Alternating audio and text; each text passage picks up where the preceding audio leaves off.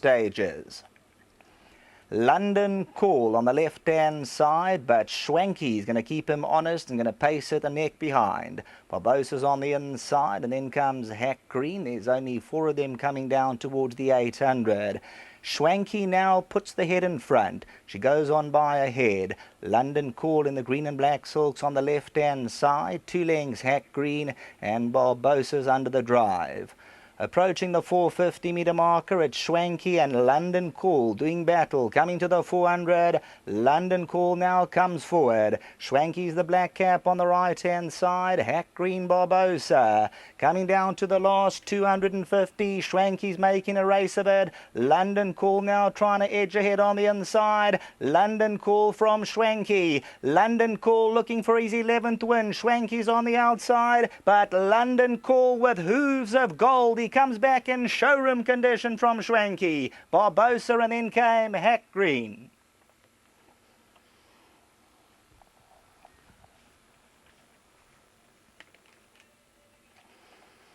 Well, the connections, they living the dream. Win number 11 for London Call. Only 19 racecourse appearances. He's got his issues. They do a tremendous job with London Call. Well done to Mark Dixon.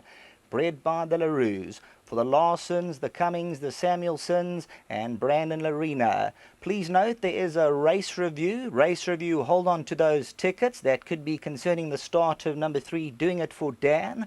So there is a race review. Hold on to your tickets.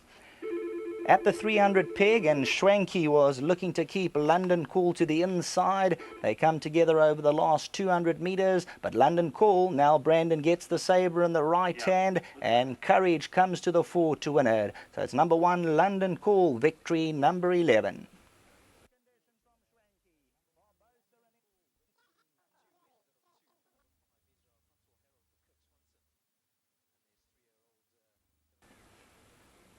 That race review is concerning the start. Race review, number 3, Doing It for Dan. Race review into the start.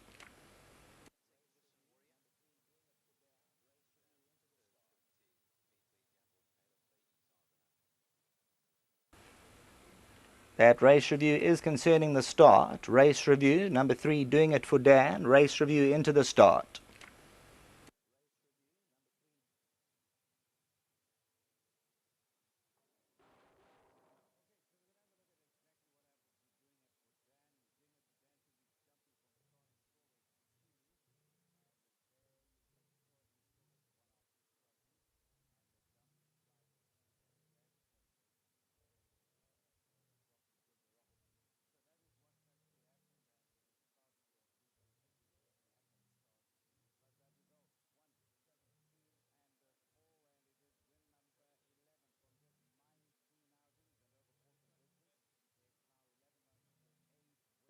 Well, London Call has now won 11th race, and a cracking good sprinter. Has been very good to them. There's a 7-year-old by Cahal, bred by Bruce LaRue and trained by Mark Dixon. Well done, Mark. He came through like he thought he would. Yeah, no, the young filly made him run, made him do it the hard way, you know. Sat on his girth all the way up. But no, another courageous win from him. You know, obviously, I don't want to repeat myself all the time, but you know, he's a great horse to have in the stable. Just wish we had a few more, but very good, courageous horse, and he's actually getting, his temperament is getting better as he gets older. And when I saw the race card, I was particularly wanted to win this race after Michael named it after Lester Piggott. I grew up watching him ride, and he was one of my childhood heroes. And he actually got me my first job as a schoolboy, so that's extra special as well. Funny enough, at the sales, he sat at my table with his son. Met him and his son, and his son was born when he was 52. Is that right? Yeah. He's in good order still, Lester. He's a great man, great man. There won't be another somebody else who rides like him. No. Well done, Mark. Great job. Thanks a lot, Paul.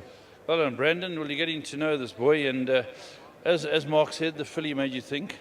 Yeah, I think Eric actually rode an intelligent race with a lightweight, and he tried to shelter me a little bit.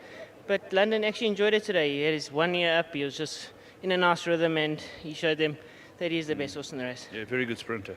Fantastic, and I think especially at this track, it's his second win in this little feature, so very grateful to Mr. Dixon and Haley, and Mr. Samuelson, Mr. Larson, and Mr. Cummings. I'll never I'll help you. What word are you looking for? No, that's fine as well. Right, I've got the Lulus here. Kling will be first. Come on in, Kling. Firstly, congratulations. Yeah, thanks, Paul. I guess I've run out of words with this horse. You know, he just never lets us down.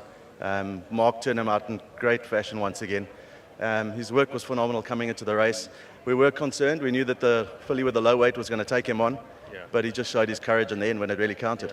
He just is a superb horse, and at 7, he's loving the game. Absolutely. I mean, he's only had 19 runs. He looks better than ever. You know, we were all saying horses at 7 kind of at the end of their career, but he's just getting stronger. So internationally, they run them older than we do in this country, and I he likes to lead in front, I believe. Yes, he does. And it's lovely to see him leading in front. Very well done. Let's hope there's more to come, because 11's a fantastic number at the moment. Absolutely. Look, I think as long as we keep finding these kind of races for him, you know, I think he'll keep going, and hopefully he can put his head in front in a big race one day. You know, he's a couple of lengths off them, but if they catch him here on his day, you never know. But just well done once again to Mark. Brandon, peach of a ride. And of course, Bruce LaRue bred him. We've had a lot of good, nice horses with Bruce. You've got another runner, haven't you? We've got Fantasy Lady in the next.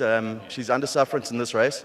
But hopefully she can pick up a stake check and get black type. That's what we're after. The race, unfortunately, next week didn't stand up, so we had to take our chances here. Well done.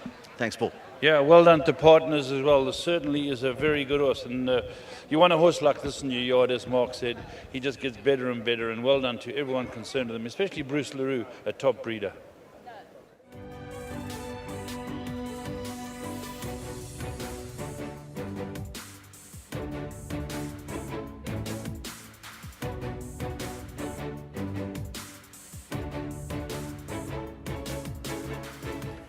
Please note, number 3, Doing It for Dan, has been declared a non-runner. Number 3, Doing It for Dan, has been declared a non-runner.